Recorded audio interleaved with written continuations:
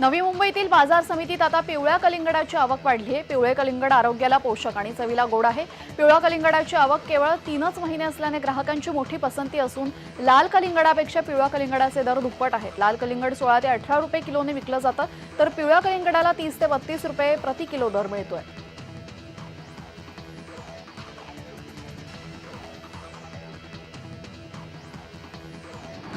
नाशिकचा पारा 39 अंशांवर गेल्याने उन्हाचे चटके सहन करावे लागत असून शीतपेय, लिंबू पाणी पाण्याकडे नाशिककरांचा कल दिसून येतो। त्यामुळे बाजारात लिंबांची मागणी मोठ्या प्रमाणात वाढली। बाजार समितीसह घाऊक बाजारातही लिंबांच्या दरात वाढ झाल्याने लिंबू प्रति किलो 150 ते 200 रुपयांवर पोहोचला असून एका लिंबासाठी नाशिककरांना 5 रुपये मोजावे लागतात।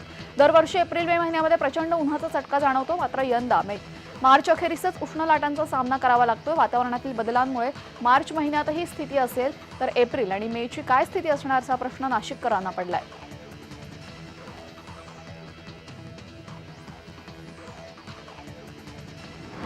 सातारा शहरवासियांना मागील 6 दिवसांपासून कडक उन्हाळ्याला सामोरं जावं लागतंय। सातारा शहराबरोबरच जिल्ह्याचा पारा मागील 6 दिवसांपासून 38 ते 39 अंशांच्या दरम्यान आहे। त्यातच 3 दिवसांपूर्वी सातारा शहराचं कमाल तापमान 39.1 अंश नोंद झालं। हे नवीन वर्षातील उच्चांकी तापमान ठरलं होतं। त्यात सतत पारा वाढत असल्याने दुपारच्या सुमारास कडक उन्हाचा सामना सातारवासियांना करावा लागतोय। तसेच उकाड्याने हैराण होण्याची वेळ आलेली आहे। असं असताना शनिवारी संध्याकाळच्या सुमारास सातारा शहराच्या काही भागामध्ये अवकाळी पाऊस झाला।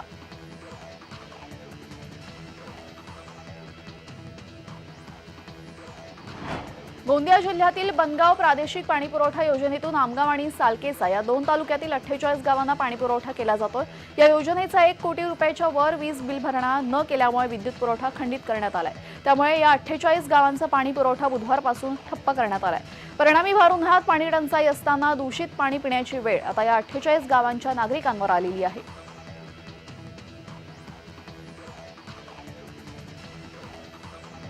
छत्रपती संभाजीनगर शहराचं तापमान 39 अंश सेल्सिअसवर गेल्याने रुग्णालयांमध्ये रोज उष्माघातासदृश त्रासाचे रुग्ण येत आहेत। मनोराच्या आरोग्य केंद्रामध्ये 40 तर खासगी रुग्णालयामध्ये 50 रुग्ण दाखल होत आहेत। चक्कर, मळमळ, उलटी, डोकं दुखणं असा त्रास होत असल्याच्या तक्रारी रुग्ण करतायत। त्यामुळे नागरिकांनी काळजी घेण्याचं आवाहन मनपा आरोग्य विभागासह खासगी रुग्णालयातील डॉक्टरांनीही केलंय।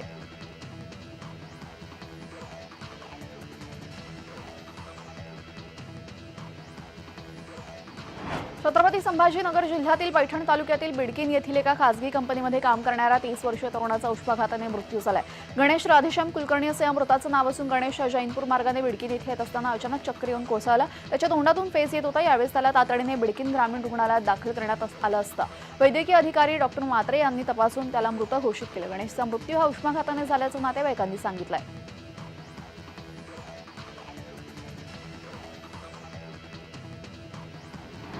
राज्यासह विदर्भात गेल्या काही दिवसांपासून वातावरणात मोठे बदल होतानाचं चित्र बघायला मिळतं। एकीकडे निम्म्या विदर्भात उष्णतेची लाट 40 पार गेली असताना अचानक अवकाळी पावसाने एंट्री घेतली। अचानक आलेल्या अवकाळी पावसाने शेतमालाचं मोठ्या प्रमाणात नुकसान केलं। विदर्भातील वाशिम आणि बुलढाणा वगळता इतरत्र सर्व विजांच्या कडकडाटासह 30 ते 40 प्रति तास सोसाट्याचा वारा आणि दमदार पावसाचा इशारा देण्यात आला होता। सोबतच आज अकोला, अमरावती आणि यवतमाळमध्ये उष्णतेची लाट येणार असल्याची शक्यताही नागपूर प्रादेशिक हवामानाने वर्तवलेली आहे। त्यामुळे संभाव्य धोका लक्षात घेता कृषी उत्पन्न बाजार समिती नागरिकांनी योग्य ती खबरदारी घेण्याचं आवाहन करण्यात आलंय।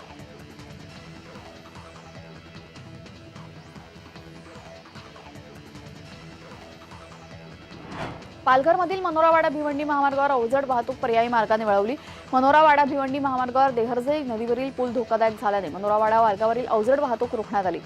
वाहक, चालक आणि प्रवाशांनी पर्यायी मार्गांचा वापर करण्याचं प्रशासनाने आवाहन केलं। मनोरावाडा भिवंडी महामार्गातील देहरजे नदीवरील पूल अनेक वर्षांपासून धोकादायक असून दुर्घटना घडण्याची शक्यता असल्याने या मार्गावरील अवजड वाहतूक प्रशासनाने रोखली।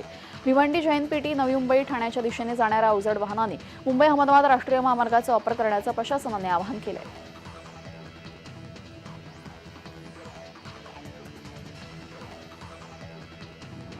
इंदोरहून धुळ्याच्या दिशेने पिकअप वाहनातून बेकायदेशीरपणे मद्याची वाहतूक होत असल्याची माहिती शिरूर पोलिसांना मिळाली होती। टोलनाक्यावर हे वाहन थांबवण्याचा इशारा पोलिसांनी केला, मात्र वाहन चालकांनी त्याकडे दुर्लक्ष करत वाहन पुढे नेलं। पोलिसांनी त्याचा पाठलाग केला असता त्याने वेगाने वाहन पुढे नेलं।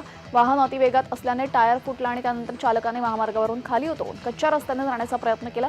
पिकअप वाहन मातीत अडकल्याने त्याचा हा प्रयत्न फसला। या ठिकाणाहून वाहन चालक पसार होतात 7,88,000 रुपयांचा मुद्देमाल पोलिसांनी जप्त केला।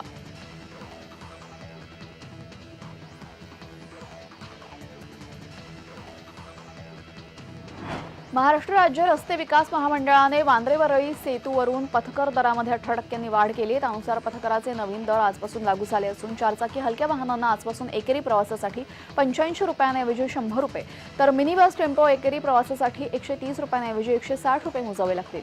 त्याचवेळी ट्रक बससाठी आजपासून 175 रुपयांऐवजी 210 रुपये असा पथकर असेल.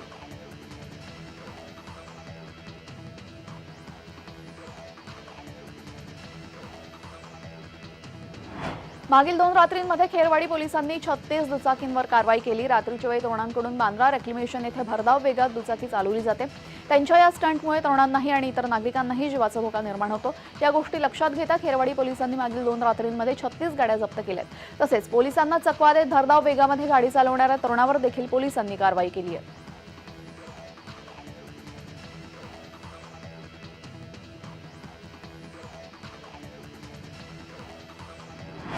कोल्हापूरच्या श्री करवीर निवासिनी आई अंबाबाई मंदिरातील गरुड मंडपाचं काम लवकरच सुरू होत आहे. गरुड मंडप हा कमीत कमी 200 वर्षांपूर्वी असल्याची माहिती जाणकारांकडून मिळते.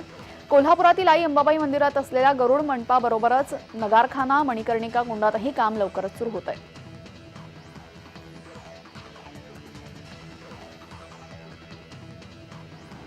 गडचिरोली पोलिसांनी गडचिरोली छत्तीसगड सीमेवर नक्षली कॅम्पला उद्ध्वस्त केलं. आगामी लोकसभा आणि सार्वत्रिक निवडणुकांच्या पार्श्वभूमीवर विध्वंसक कारवाई करणाऱ्या नक्षल कॅडर कॅम्पचं आयोजन करण्यात आलं होतं. गडचिरोली पोलिसांना ही माहिती मिळताच नक्षल कॅम्पला उद्ध्वस्त केलं. या कारवाईमध्ये नक्षली साहित्य जप्त करण्यात आलं असून यामध्ये कॅडरेट्स, wire, detonator, gelatin, sticks, walkie-talkie, backup इत्यादींचा समावेश आहे.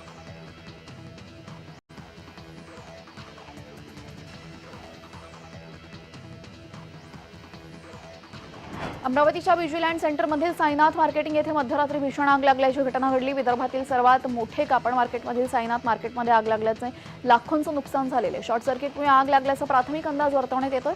अग्निशामक दलाच्या 4 गाड्या घटनास्थळी दाखल झाल्याने 2 तासांनंतर आग आटोक्यात आली.